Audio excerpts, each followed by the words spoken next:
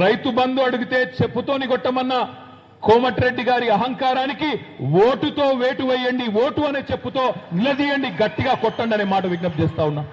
ఒక మంత్రి ఏమో చెప్పుతోని కొట్టండి అంటాడు, ఇంకో మంత్రి ఉత్తమ్ కుమార్ రెడ్డి ఏమో రైతు బంధు దుబారా అంటాడు. కేసీఆర్ దుబారా చేసిండు, వేస్ట్ చేసిండు పైసలు, రైతు బంధు అంటున్నాడు. నేను అందుకే నల్లగొండ జిల్లాలో ఉండే రైతన్నలకు విజ్ఞప్తి చేస్తా ఉన్నా, పార్లమెంట్ ఎన్నికల్లో ఓట్లు డబ్బాలో వడకముందే ఇంత అహంకారంగా మాట్లాడుతూ ఉన్నారే వీళ్ళు. రేపు నిజంగానే మళ్ళా మీరు ఓట్లేస్తే వీళ్లకు పార్లమెంట్ లో కూడా ఓట్లేస్తే ఏమంటారు కాంగ్రెస్ నాయకులు?